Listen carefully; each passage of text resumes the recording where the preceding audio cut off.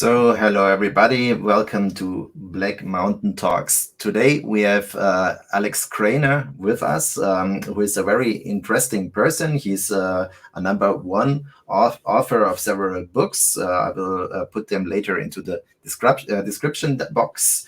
And he's he's also the founder of Krainer Analytics and the author of a very popular Substack, the Alex Krainer's Trend Compass. Welcome to the show, Alex. Great pleasure to be with you, Alex. Thank you.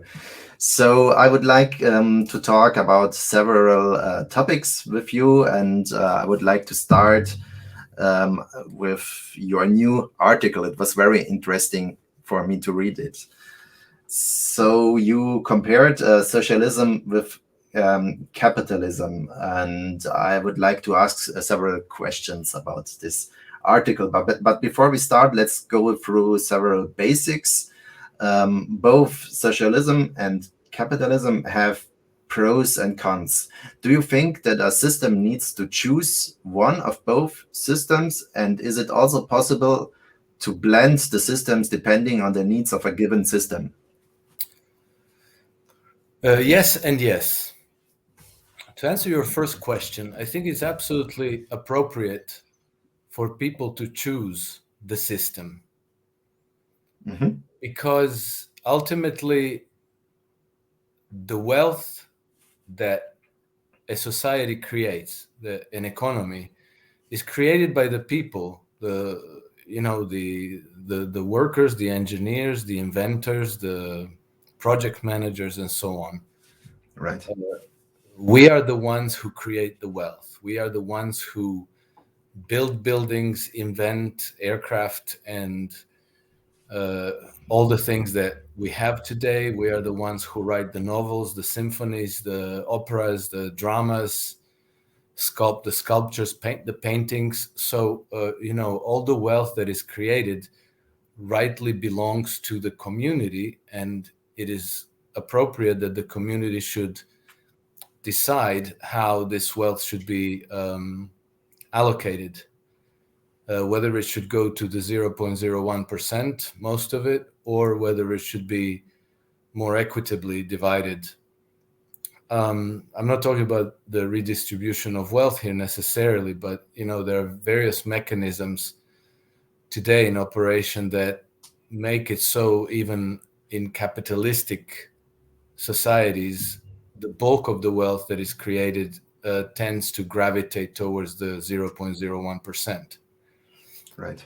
And to answer your second question, yes, it's obviously possible to combine elements of free market capitalism and socialism, meaning that I personally very much like competitive free markets, because this is what drives entrepreneurship, innovation, increase in productivity, and creates wealth ultimately. But there are certain sectors of the economy that should rightfully be managed on behalf of everybody. And I don't know a better mechanism to do that, but through the state structures, through government, things like infrastructure. Private capital has proven very poor at managing things like canals and bridges and the railroad lines and airports and ports and freeways. And then there's also a valid argument to say that also the management of the currency should be up to the government, which, nominally in many Western countries it is, but in actual fact it's being managed by the private banking institutions and by central bank, who are ultimately either owned or indirectly controlled by private banking interests. And so, these are, let's say, complex problems that we have to address. But if we're able to put satellites in place in space, and if we're able to master the internal combustion engines and air travel, that we should be able to resolve also these complex issues of managing a human society, even if it's a complex society like a nation or a group of nations. Right. We have to focus on the real issues. And the problem that I have with the let's call it the standard debate between socialism and capitalism, which basically devolves to a right-left dichotomy and division, uh, it doesn't help. It just perpetuates us being stuck in the place that we are. The people who favor capitalism hate the people who favor socialism, and vice versa. And if you present an argument, most likely you're going to be labeled one thing or the other, and nobody's understanding is going to be improved by that. Right. Right. As you wrote in your article, you were labeled as a communist in this case. Yeah. Well, that was halfway as a joke. Yeah. But as they say, there's a little bit of truth in every joke, and I got labeled a communist because I was simply questioning the ideological orthodoxy of the Western society, which thinks that everything should be private, for profit, and all things will be automatically fantastic if everything is in private hands. But we know that this is not the case. Boeing is in private hands. Lockheed Martin is in private hands, and things like WeWork and all the idiotic unicorns that get hyper produced out of the Silicon Valley and other centers where risk capital gravitates, and it's crap. And then at the same time, we also know that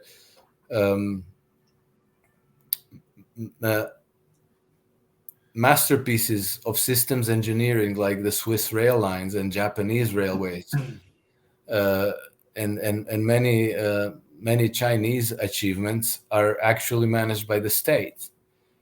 And so a lot of this orthodoxy that just assumes that everything that the state bureaucracies touch is going to be crap, and that everything that private capital manages is going to be fantastic, is just simply not true. It doesn't live up to the evidence that we can see around ourselves in the real world. All we have to do is really pay attention, and it's easy to see. Yes, I absolutely agree. So I came to similar conclusions in my articles. So thank you for that. Let's move to the next question. What do you think in general? Why the global socialism? I think both you and I, we lived in a socialist country for some time. Why did it fail back in the 80s or 90s, especially considering our thesis that both socialism and capitalism have similar problems after all? I think that our socialist experiment failed for the very same reason why Western capitalism is failing today. And ultimately, if you peel the onion down to its core, you get to the monetary system, which is the same in the capitalist world today as we had in the socialist world a few decades ago, and that is the fractional reserve lending system with a fiat currency. And the reason why this leads to destruction is because all the currency that goes into circulation comes into circulation as debt. So no money goes into circulation until somebody gets into debt. And unfortunately, as we know, you have to repay your debts with interest, but only the principal goes into circulation. So let's say if you buy a house and you need to pay 100,000 euros for the house, that is, the cost of the house is 100,000 euros. Well, the bank will lend you 100,000 euros, but with interest, and over the next 20 or 30 years, you're going to have to repay about double. Yes. So you borrow 100,000, but you have to repay 200,000. Well, where did the other 100,000 come from? It can only come into circulation by somebody else going into debt, and then you trying to earn that money in order to pay back your debt. And this is true for every, with the exception of coins, with the exception of the physical coins. Yes. This is true of every euro in circulation, and every dollar in circulation, and every yen in circulation, and so forth. So that means that the debts grow much, much faster than the actual money in circulation. And you can see that if you go to Federal Reserve, what's it called? I don't know. I don't remember. But I know what you mean, the reporting system. You know what you mean? Yeah, you can put the total credit market debt, and then you can compare it with the base money, with all the money that's in circulation, and you see that the two curves progressively diverge. So all the debt that's in the system is something close to, if I remember correctly, something like $70 trillion. So that's public debt and private debts. It's well in excess of $70 trillion. While all the money in circulation amounts to, if I remember correctly, maybe 19 trillion. So how do you pay 70 some trillion with, if all the money that's available is a fraction of that? And maybe I overstated it. Maybe it's 9, not 19 trillion. Maybe it's 9 trillion. Anyway, whoever wants to look it up, they can look it up. They have to just plug in total credit market debt. Meanwhile, they changed the name of this series, but if you type in credit market debt, you'll get the right series, and then you can overlay it with the base money, and you'll see it. And that's definition of unsustainable. And we had the very same problem in the socialist world, that it was unsustainable, and so the government debts grew faster than the economy, and at some point they become unpayable, and so that's when the system starts to implode. And because in our world, in socialism, the government had full control over the monetary policy, they could avert a deflationary collapse by printing money. So instead of a deflationary collapse, you got accelerating inflation. Well, we're at the same point now in the capitalist world today. If let's say if the central banks of the Western world, the Fed, the ECB, the Bank of England, Bank of Japan, if they decided to stop and reverse the quantitative easing, then the system would collapse into a deflationary depression. They're not going to do that, because that would also collapse their banking institutions, which are their main levers of control over society and the economy.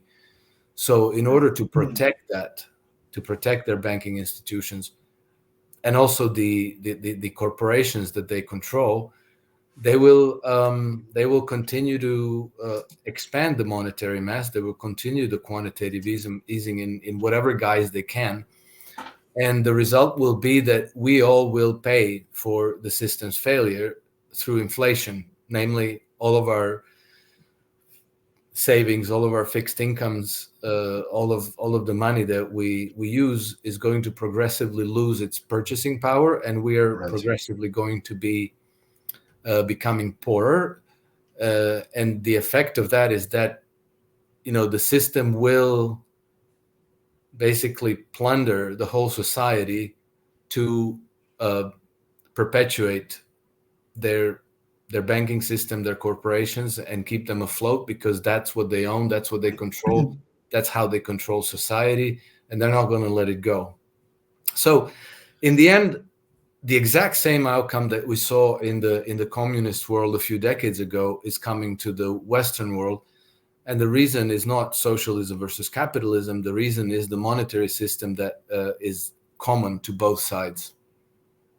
Right, right. I agree. And I think we are currently in the West in a very, we are already very far into this scheme.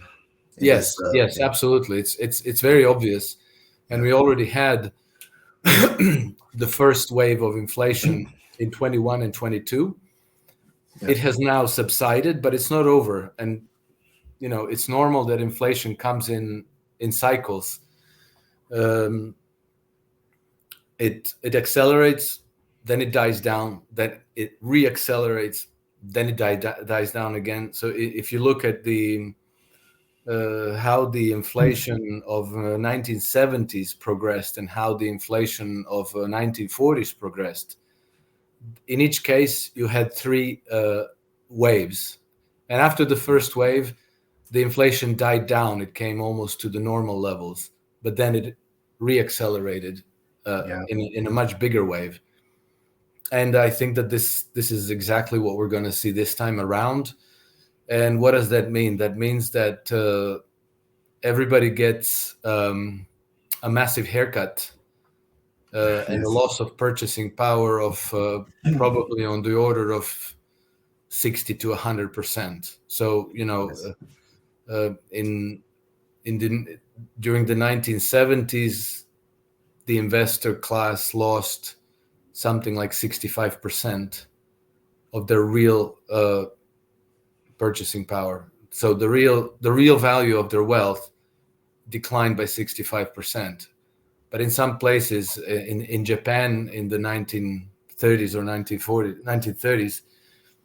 1930s, inflation shaved off 85% of investor wealth. And in Weimar, Germany, it was almost 100%. For all practical purposes, it was 100%, a total destruction of wealth. And I think that unfortunately this is coming to Europe, to Great Britain, and to Japan, and maybe only to a lesser extent to the United States as well. Yes, I agree, and I think that when we take your example with the several waves, that we are still in the first wave, and that it is currently, as we speak, only suppressed because it is imported inflation. Means that since the Europeans, I'm a European, since we cut ourselves off from cheap energy and resources and so on. We created this first wave of inflation by increasing all the prices for the imported goods, and in the consequence, we suppressed this inflation currently by massive subsidies by the governments, and the inflation is still there, but subsidized by massive governmental, influence. What do you think? Well, I think that what reduced the inflation has been a cycle of quantitative tightening and interest rate hikes led by the Federal Reserve in the United States. And then the European Central Bank had no choice but to follow suit, because otherwise euro would collapse and all the capital would gravitate towards the United States. So, in order to avoid that, the ECB, even though the ECB with Christine Lagarde clearly favors quantitative easing, they had to follow suit because Jerome Powell of the Federal Reserve gave them no other choice. And so this is what kind of took the wind out of inflation for a period of time. But I think that this cycle is coming to it has come to an end. And I think that we're going to see a lot more quantitative easing, a lot more monetary inflation. So, central banks printing money and buying corporate bonds and buying government bonds.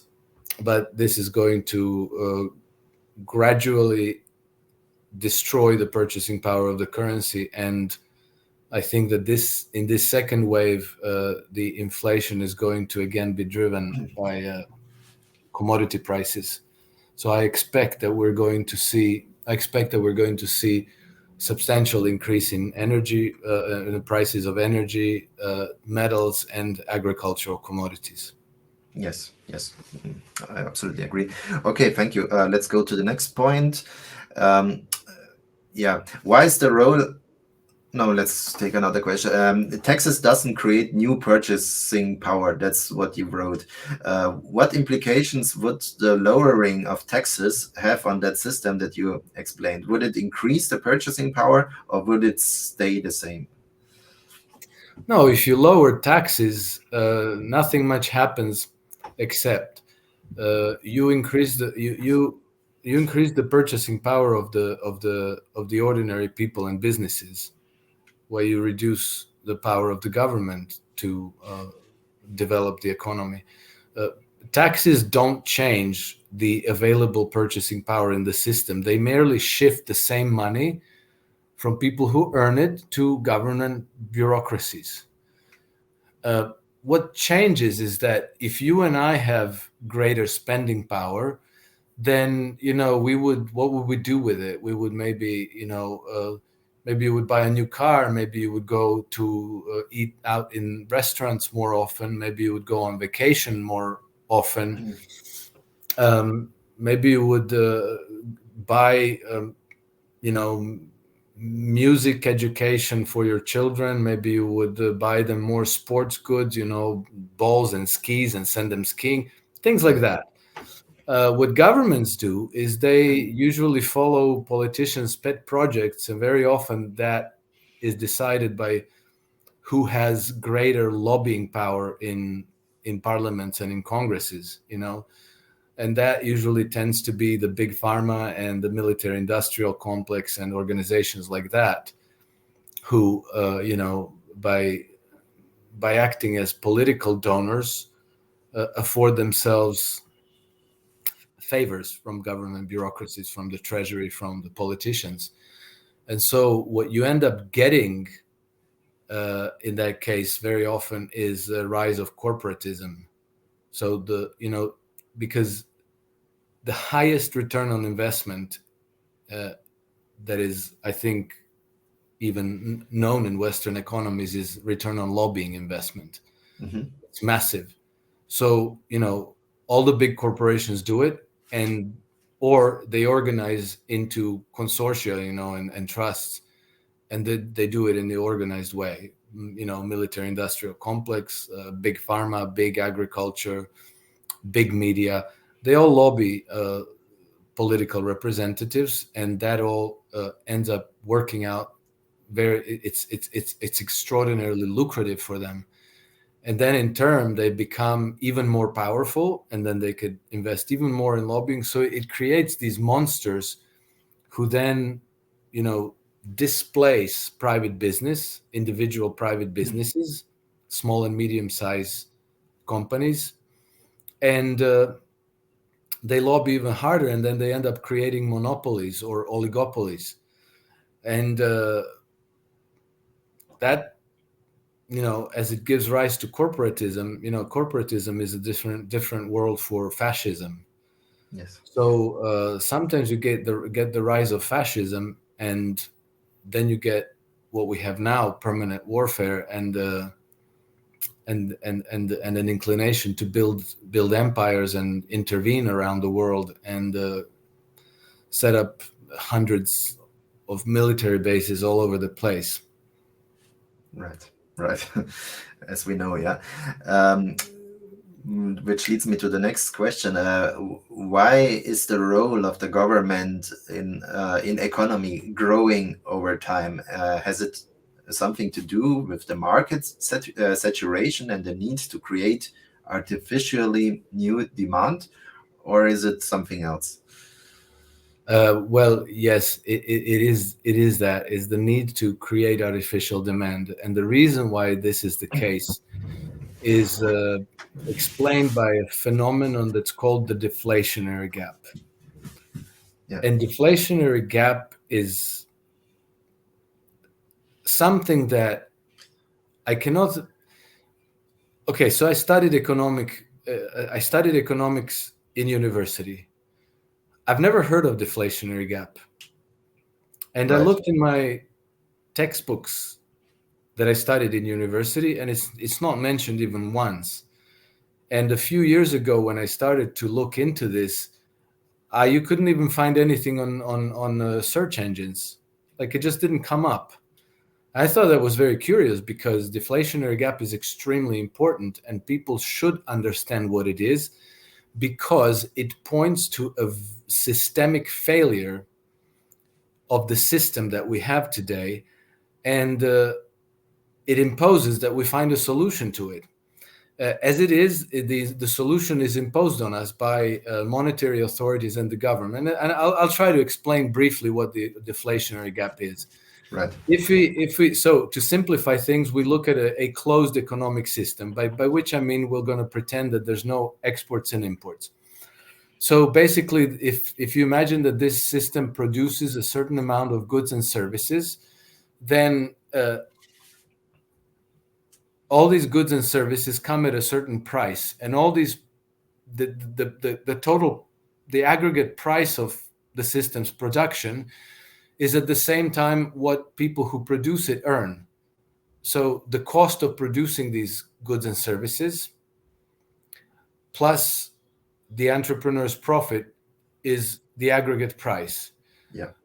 Which, on the opposite end side of the equation, is the earnings of people who provide the materials, the labor force, the credit, and the entrepreneurship, the profits. That's the earnings on the other side. Yep. So that also reflects the system's total purchasing power. So for this system to remain in equilibrium, the purchasing power that's available in the system should exactly absorb all the goods and services produced at the price at which they are sold. So that would mean that the system is in equilibrium. There are two big problems with this. One is that people never spend everything that they earn. People like to set a certain percentage of their earnings aside as savings. Yes. The second problem is that, as we discussed a few minutes ago, is that all the money that's in circulation represents debt. And when you repay the debt, you extinguish that amount of money and that amount of purchasing power with it. So the system as it is today has two systemic drains on purchasing power. Now, if the purchasing power can't absorb the goods and services produced in the system at the prices at which they're sold, what does it mean? It means that the productive sector is going to have to reduce the prices to sell everything. And that means that they're going to be less profitable. They're not going to be able to make as much money from their activity as they anticipated.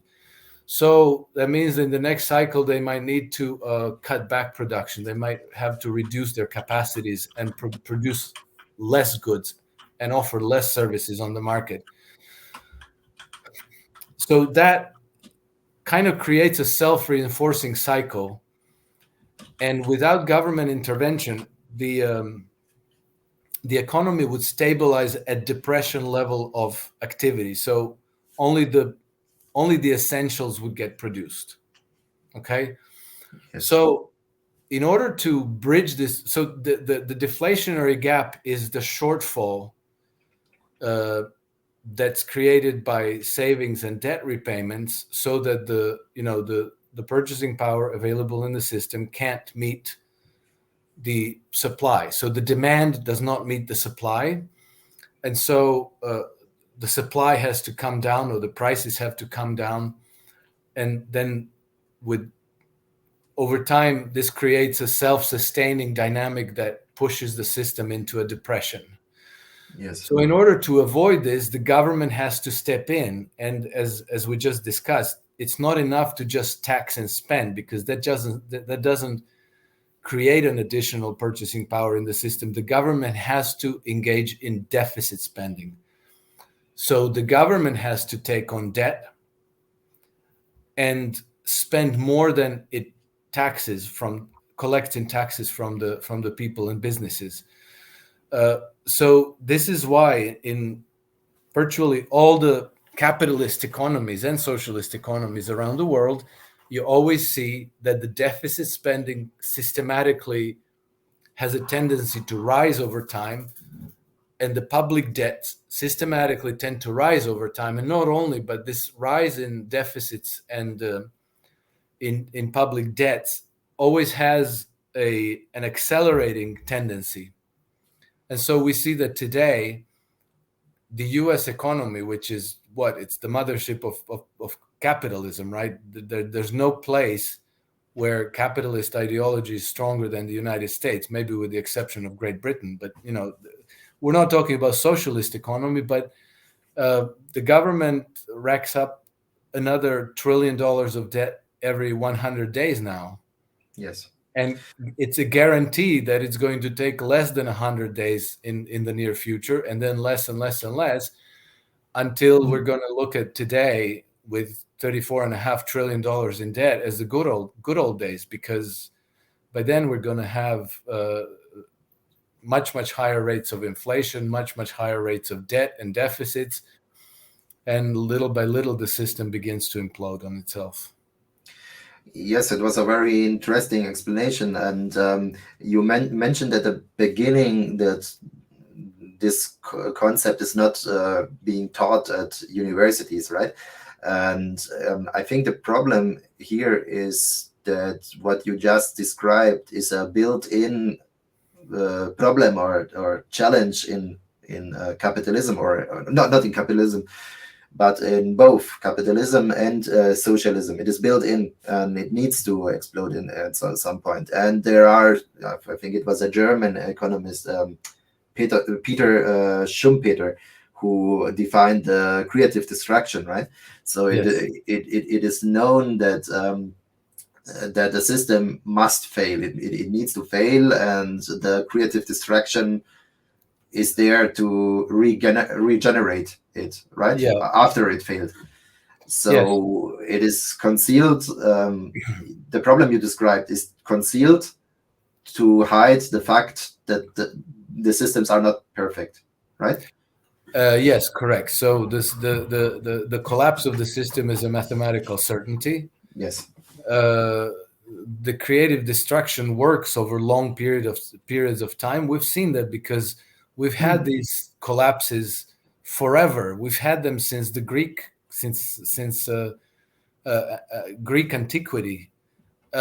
We had it even with the honest money. Even when gold and silver were being used as money. The alternative is if we seek systematic economic growth, if we want to grow the economy at whatever 3%, 5% a year every year, then it's going to grow through cycles of expansion and collapse. It's always been that way. Yes. Alternatively, we would have to accept to stabilize the system at a lesser level of activity.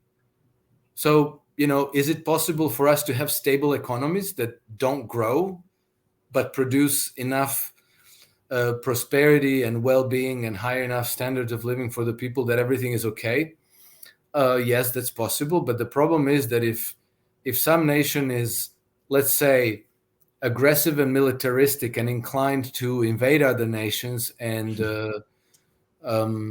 take control of their resources as collateral and then use their population as cheap labor force, well, then you become vulnerable to attack and invasion. So then like if one nation is aggressive and expansionist and militaristic, then they all have to grow and they all have to feed their military industrial complexes. Yes. So there is a kind of a problem that ultimately requires a global security architecture, but it's not going to come from Great Britain and it's not going to come from the United States. It's going to have to come from either places like Russia and China, or is going to have to come from a profoundly reformed and reorganized United Nations or something like that. So, we might have to consider the necessity of having some kind of a global government, but it clearly shouldn't be the kind of global government that the Davos set and the Western oligarchies have in mind. It would have to be some kind of a democratic global government, that's actually accountable to the people and to sovereign nations that they represent. Yes. What that should look like, I don't know, but it's one of those things that it's a challenge that we should be able to meet. It's a challenge that we should be able to define and direct according to human needs, the needs of humanity, rather than the needs of the oligarchy. Yeah, of course. Thank you. And also, So, I'd like to yes. just add that we shouldn't be afraid of this, because in nature, the whole evolution of life is simpler form coalescing to create more complex forms. Atoms forming molecules, and molecules forming organic molecules, and organic molecules forming living structures, and living structures forming more complex living structures, and large complex organisms, and these organisms forming families and clans and tribes and kingdoms and nations. And so this is the natural way. And so ultimately nations, we can consider the likelihood that nations in some way will form supranatural structures, and then ultimately we will get some kind of a global governance. But again, it should be defined and decided bottom up rather than top down. That's all. Yeah, I agree. So just to finish the part about the deflationary gap and creative destruction. So I think we can conclude that the economy cycles have the ups and downs, right? And to avoid these big depressions or downs, the governments making huge amounts of debt to avoid the creative destruction and keep up the economy and the growth artificially with debt, to just to avoid what you said, to avoid what I said, the creative destruction, and what you said, the deflationary gap, and avoid to talk about it and to teach it, right? Yes, correct. So this is, I think, the reason why the phenomenon of deflationary gap is deliberately not included in the curriculum of economics as it's being taught today. And then creative destruction is also a normal part of natural evolution. Periodically forests burn down. This happens. Forest fires happen. And as we know today, they shouldn't be prevented, because if you prevent it, then you get a much, much bigger forest fire. Sometimes entire species go extinct because something else takes over. But, regardless of this process, the life goes on. Life continues to evolve and becomes more varied and more rich. And so the same should be true for human societies. Now, our political leadership are deathly afraid of unemployment. They're deathly afraid of revolutions, of any kind of a change in governance process and governance structures of government. And so instead of letting large corporations go bust, and then for something else to take their place in the market, they prop them up. They print money to prop them up. They create these zombie corporations that cannot even service the interest on their debt out of their free cash flow. And so as a result, you have you have the whole society that becomes hostage to these banking and corporate behemoths that are with. It's practically exactly the same as we had in the Soviet Union.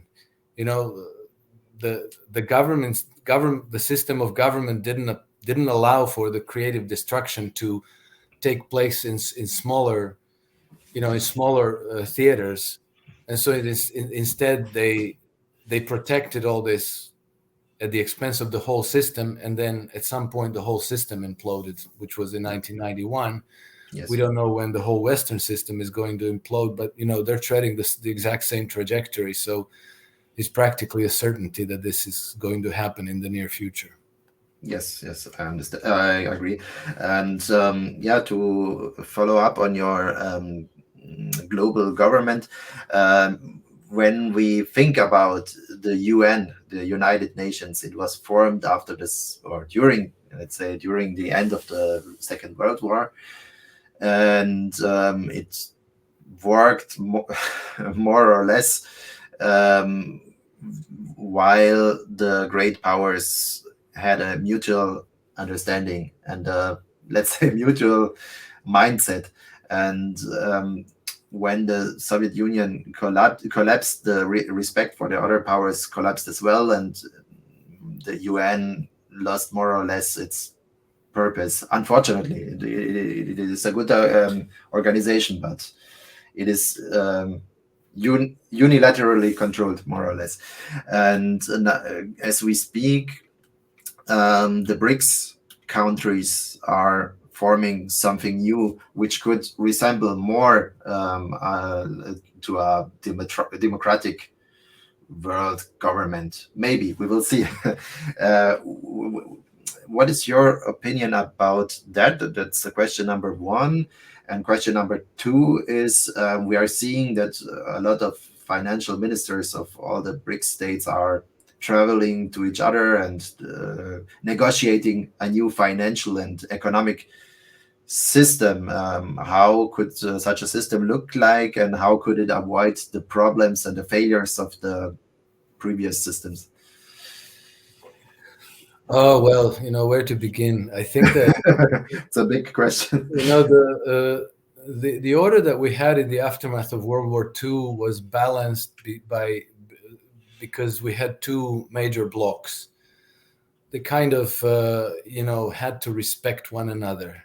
Yes. And then when the Soviet bloc collapsed, then you had a unipolar moment where the Western powers, led by the United States, thought that they could dictate the terms, and they kind of co-opted the global governance. They turned the United Nations in something that it wasn't intended to be, and they largely distorted its intended role. With one thing that's obvious, and that is the UN forging partnerships with World Economic Forum, with World Health Organizations, and so forth. And all of these structures are very deeply corrupt because they represent corporate interests rather than interests of UN member nations. Now, part of the reason for this is also cultural, because the new global superpower, the United States, and it's inherited its system from the British Empire. It has this culture of uninhibited quest for wealth and control of resources. Now, can we expect something better from BRICS, from Russia, from China? People in the West tend to be very, very skeptical. Now, it's okay to be skeptical, but part of the reason why we're skeptical is because we cannot imagine that it could be otherwise. So if it isn't this robber baron, it's going to be that robber baron, and we're always going to get robber barons. But I think we shouldn't discount the possibility that in different cultures, there could be different motivating factors for creating these structures. For example, if I want to be respected, I need to also be respectful of others. Right. Meaning, I have to acknowledge that they have their own concerns, their own needs, their own priorities, and I have to respect that. I can choose to do that. I can choose to be respectful, which the oligarchies that have inherited the British system of governance, they're not like that. They're really unscrupulous, rapacious pirates. And this has defined the unipolar moment in global history. We had other historical periods when it was like that, like the Roman Empire was like that, and the Lombard banking system that existed in Italy in the 13th and 14th centuries was like that, because they were all run by oligarchies, by banking oligarchies, without there being a sovereign who can keep them in check. Well, in Russia now and in China, we have political powers that do keep their oligarchies in check.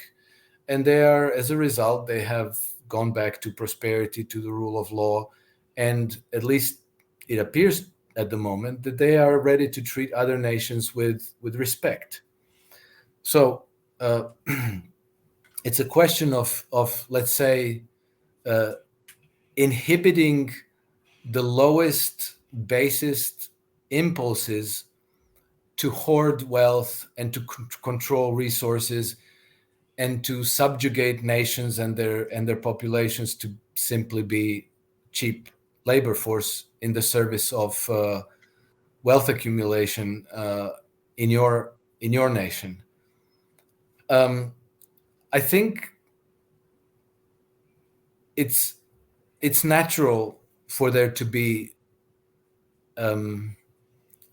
a level of inhibition of these base instincts, base impulses. And this is consistent with humanity. Humans, of all the living organisms in the world, human brain has the largest portion of human brain is dedicated to inhibition. Okay, so this is how we are wired. We are wired to inhibit our impulses, because if I meet you and I find your wife very attractive, I'm not going to act on some impulse. I'm going to think like, no, this is Alex's wife, and I'm going to hold my I'm going to be respectful. And so people exercise these inhibitions every day in ordinary life. If I want a gold watch from a store that I walk by, I'm not just going to break the glass and take it, right? And so if these mechanisms function at the individual level, there's no reason why they shouldn't function at a higher level as well. Obviously, they have to be policed, and they have to be controlled, and there has to be regulation, and there has to be a security architecture. But my point is that it's all possible, and that we should strive for it, rather than just throwing out the baby with the bathwater and to say that, like, okay, so this didn't work out. Everybody who gets into position of power is the same crook as the other guy, and so we should strive for anarchy.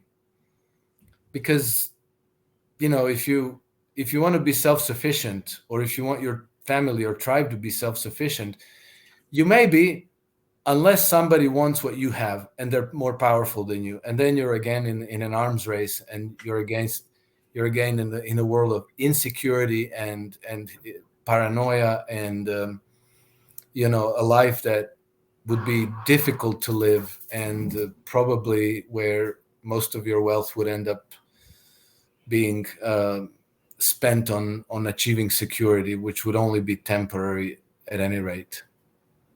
Yes. Yeah, thank you for that. So I would like to follow up on this, and I would like to try to connect the West system, Brics, and market economy, and how.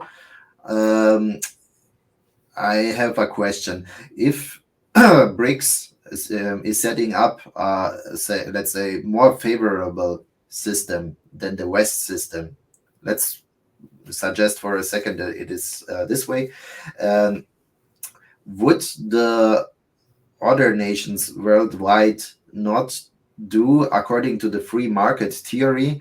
Would they not pivot to the more favorable system, which means turn away from the West and pivot to BRICS? This is for the, let's say, for the more or less independent nations. And what is about the West nations? Let's say Romania, let's say Hungary, which could eventually border with Russia soon. You know what I mean? It could happen. If they border to such a country where they have land access, where they have free trade access to Asia and so on. This is only one instance, Russia. You can have all the other instances as well. Would they not pivot according to the free market theory to the more favorable financial and economic system? Yes, they would, and they will. I think it's only a question of time because so long as they're hostage to the Western money flows, they are hostage to the terms and conditions set out by the United States or the IMF in many cases, and these conditions usually crush the local economy, and they deliberately keep the local economies in the state of poverty. And the reason for that is the demand destruction, because Western system is based on exploitation of resources of other countries, and we want to exploit them at the cheapest rate possible. So we don't want to pay a lot of money for their oil and their coal and their uranium and so forth.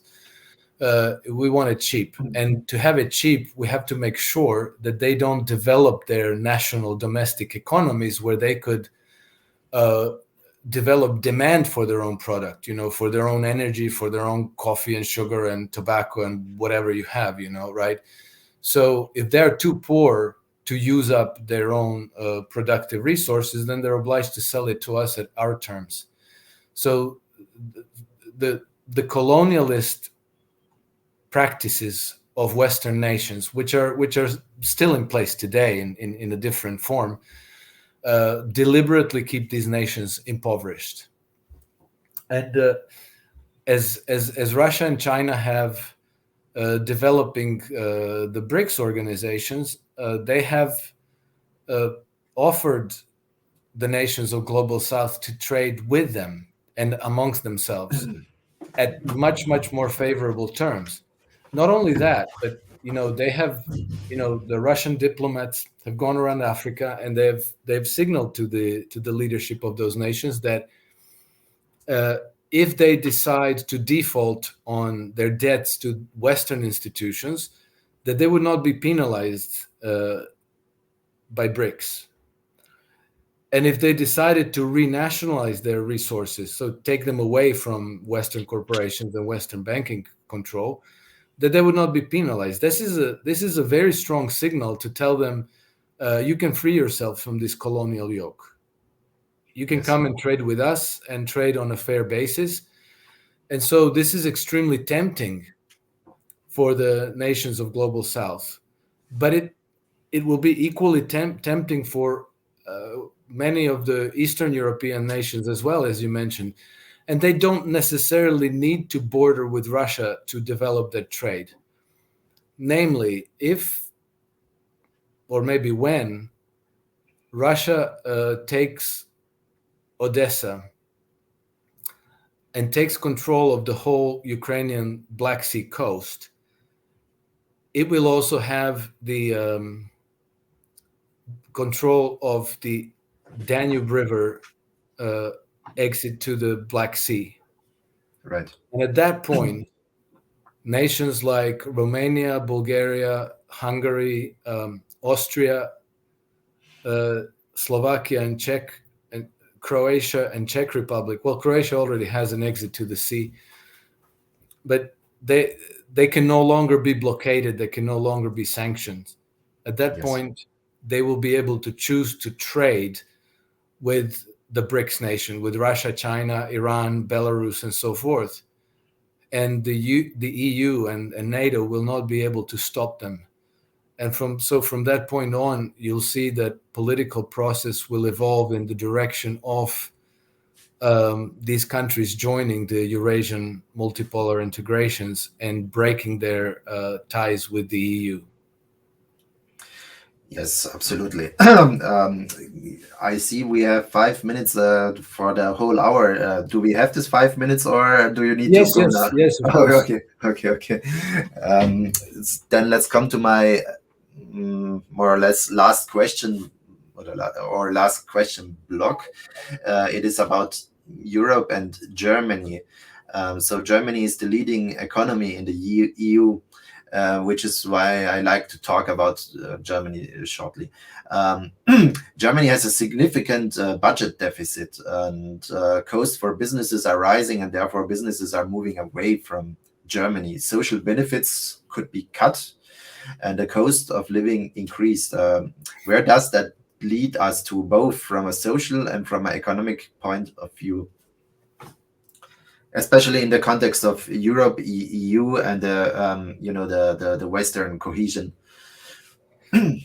Okay, so now you hit on a very important question, Alex, and I have to say it will depend on the people, and the people will have to sober up and wake up and smell the coffee. Here's what I'm worried about. We already see the process of deindustrialization of not only Germany but other European powers, and we see that the economic crisis is growing deeper and more worrisome.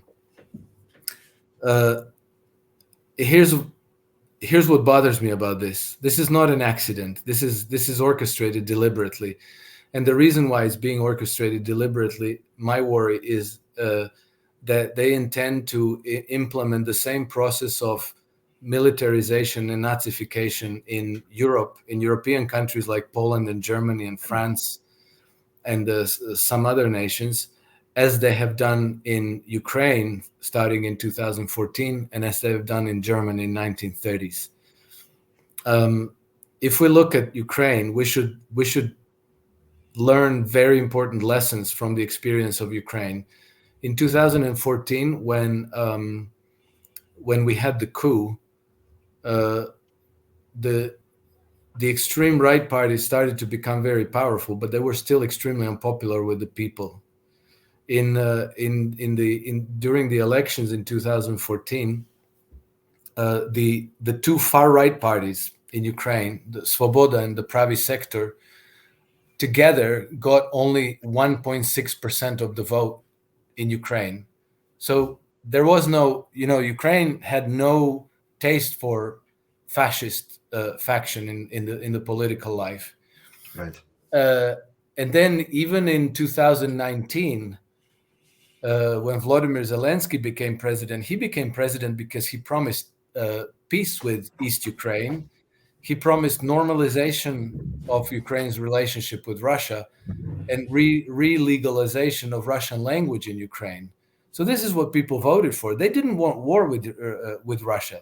They didn't hate Russia. But nevertheless, 3 years later, Ukraine was in a big, devastating war against Russia. It lost 500,000 young men. Its economy got completely devastated, and the whole country essentially plunged into a ruin. Yes. So this is in spite of the fact that Ukrainian people didn't want this. They wanted peace. They wanted cooperation with Russia. And so how does this come about? Well, it comes about by you first immiserate the nation. You create a permanent economic crisis so that young men have no futures, no jobs. They cannot realize their aspirations in life. They cannot afford to own homes, to raise families, to get married. And then you give them one option. You give them the option of becoming a militant, of joining these brown shirt movements. Yes. And that way, they get status, they get money. And then you also introduce this ideology of the great nation, and you point these people to who the enemy is, who is to blame for everything that's wrong in your country.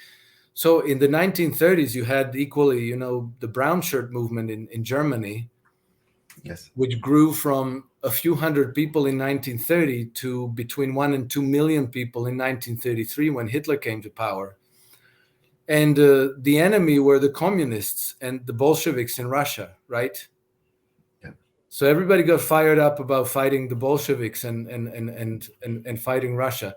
Same thing in Ukraine in the last decade. Everything was blamed on the Russian Jewish mafia, right? The Muscovite Jewish mafia. And so you had suddenly hundreds of thousands of young men who were drawn to these extremist organizations and fired up for war against Russia. So it was easy enough to trigger that war. And so now that the gambit with Ukraine has been lost, I see these Western oligarchies doing the same in the Western Europe. So we already have okay, and one thing I should mention also about Ukraine, about the economic crisis, of all the nations in the world, Ukraine was dead last in economic performance between their independence in 1991 and 2014. So they performed worse than Burkina Faso and Gabon, and like dead last, really dead last. Yes. And the worst five nations were also among them were, in addition to Ukraine, was Georgia and Moldova, two other nations surrounding Russia and Right. being prepared to be used as a bludgeon to draw Russia into a war and to destabilize it. So these processes are deliberate. It's social engineering by the Western oligarchies in order to secure their domination of the Eurasian empire, the Eurasian landmass, and to subjugate Russia, to destroy, to partition it, and to lay their hands on Russian resources. So now that it failed in Ukraine, I'm afraid that they're going to start setting up Poland, Germany, France, Italy, Czech Republic, Romania, Moldova, for the same purpose. It begins with economic collapse, immiseration, depriving young men of their future, and then it goes with large investments in the military industrial complex, and the ideology and the brainwash that everything is Russia's fault and we have to organize, or we have to set up armies, and we have to go to war against Russia again. So this is what I'm worried about with the current economic trends.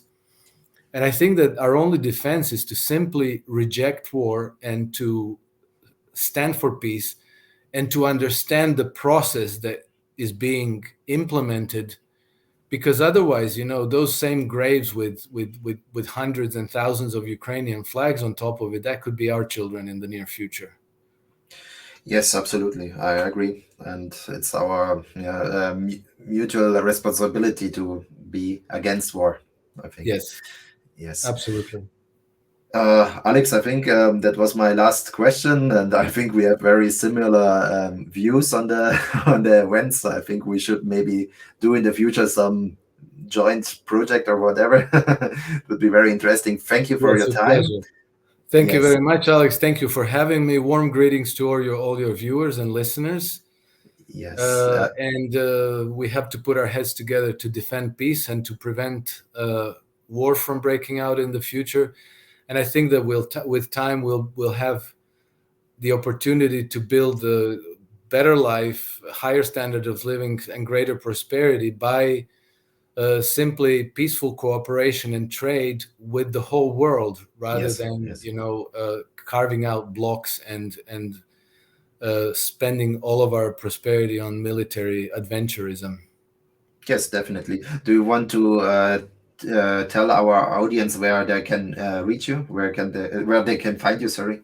Yes, they can find me on X, former Twitter. My handle is @nakedhedgy, and I also publish on Substack. My Substack is called Alex Krainer's Trend Compass. Okay, thank you very much. I will put it in the description box, and yeah, maybe we meet again. Thank you. Thank you, Alex. Great pleasure.